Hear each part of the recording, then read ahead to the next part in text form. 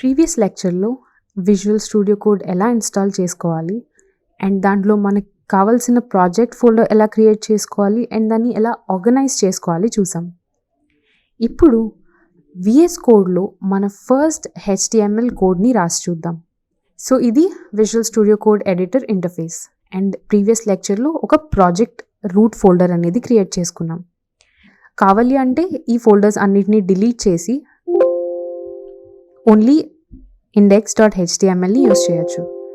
Delete and delete. So ఇది మన project route ఫోల్డర్లో ఉండే index.html. సో మనకి బ్రౌజర్లో కనిపించాల్సింది మొత్తం మనం ఈ HTML ఫైల్లోనే రాస్తాం. దానికి రిలేటెడ్ స్టైలింగ్ అండ్ ఫంక్షనాలిటీ అనేది CSS అండ్ జావాస్క్రిప్ట్ యూస్ చేసి రాస్తాం. బట్ బేసిక్ కంటెంట్ ఏదైతే మనకి వెబ్ పేజ్లో కనిపించాలో అదంతా మనం HTMLలోనే ఇంక్లూడ్ చేస్తాం.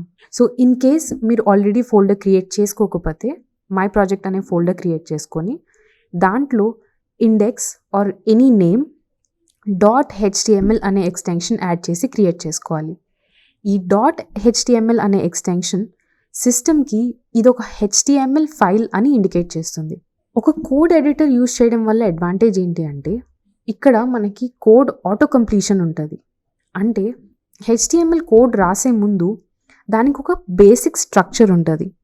దీన్ని మనం HTML బాయిలర్ ప్లేట్ అంటాం. ఈ బేసిక్ స్ట్రక్చర్ అనేది మనం ప్రతి HTML ఫైల్లో మాన్యువల్గా రాయాల్సిన అవసరం లేదు. మీరు VS కోడ్ ఎడిటర్ యూస్ చేస్తున్నట్టయితే సింప్లీ Shift+1 అంటే ఎక్స్క్లమేషన్ మార్క్ టైప్ చేసి ఎంటర్ నొక్కితే ఆటోమేటిక్గా మీకు HTML బేసిక్ స్ట్రక్చర్ అనేది ఫామ్ చేస్తుంది. దీన్ని మీరు ఫర్దర్ ఎడిట్ చేసుకోవచ్చు అండ్ బ్రౌజర్లో ఏదైతే కంటెంట్ కనిపించాలో అది మొత్తం ఇక్కడ బాడీ ఎలిమెంట్లో రాస్తాం. అండ్ ఈ సైడ్ బార్ క్లోజ్ చేయడానికి ఐదర్ ఈ ట్యాబ్ మీద అగైన్ క్లిక్ చేయొచ్చు, లేదు అంటే దాన్ని టాగిల్ చేయడానికి Ctrl+B అనే కీబోర్డ్ షార్ట్కట్ని యూస్ చేయొచ్చు. So Ctrl+B for opening and closing. So Ctrl+B మన ప్రాజెక్ట్ స్ట్రక్చర్ డిస్ప్లే చేయడానికి అండ్ Ctrl+B అది క్లోజ్ చేయడానికి.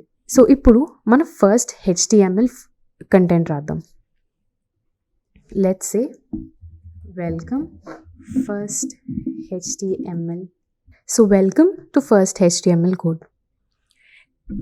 HTML కోడ్ని రన్ చేసే ముందు మనం ఏ చేంజ్ చేసినా కూడా దాన్ని సేవ్ చేసి అప్పుడు రన్ చేయాలి. సో HTML కోడ్ని సేవ్ చేయడానికి ఫైల్ మెన్యూలోకి వెళ్ళి సేవ్ క్లిక్ చేయొచ్చు or simply keyboard shortcut Ctrl+S Windows అయితే ఆర్ మ్యాక్ అయితే Command+S. సో ఫైల్ సేవ్ అయిందా లేదా తెలియాలి అంటే మనం ఏదైనా ఒక చేంజ్ చేసినప్పుడు ఫైల్ నేమ్ పక్కన ఇక్కడ ట్యాబ్ నేమ్ పక్కన మనకు ఒక వైట్ సర్కిల్ కనిపిస్తుంది. అంటే మనం రీసెంట్గా చేసిన చేంజెస్ సేవ్ అవ్వలేదు అని. వన్స్ Ctrl+S క్లిక్ చేస్తే ఆ సర్కిల్ పోతుంది. For instance file save and ఆ సర్కిల్ పోతుంది. Or simply Ctrl+S.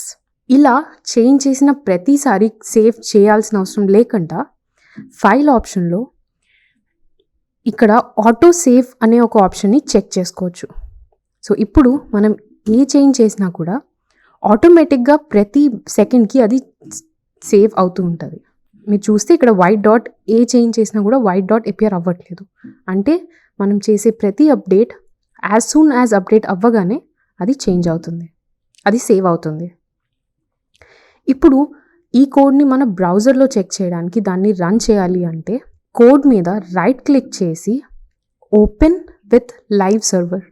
సో మనం VS కోడ్ ఇన్స్టాల్ చేసిన తర్వాత ఎక్స్టెన్షన్స్లో లైవ్ సర్వర్ అనే ఎక్స్టెన్షన్ ఇన్స్టాల్ చేసాం. సో అలా ఇన్స్టాల్ చేస్తే కనుక మీకు ఇక్కడ ఓపెన్ విత్ లైవ్ సర్వర్ అనే ఆప్షన్ కనిపిస్తుంది. సో కోడ్ మీద ఎక్కడైనా రైట్ క్లిక్ చేస్తే open with live server. Once దాని మీద క్లిక్ చేస్తే మీకు కోడ్ రన్ అవడం స్టార్ట్. వన్స్ దాని మీద క్లిక్ చేస్తే మీకు కోడ్ మీ రన్నింగ్ బ్రౌజర్లో ఓపెన్ అవుతుంది. And welcome to first HTML code. So మనం మన HTML ఫైల్లో ఏదైతే రాస్తామో బాడీ ఎలిమెంట్ లోపల ఏదైతే రాస్తామో అది అంతా యాజ్ ఇట్ ఈస్ మనకి for instance welcome again. And save చేయాల్సిన అవసరం లేదు, ఎందుకంటే మనం ఆటో సేవ్ ఆప్షన్ని చెక్ చేసుకున్నాం. And welcome again. సో ఇది మన first HTML code visual studio కోడ్లో. Web applications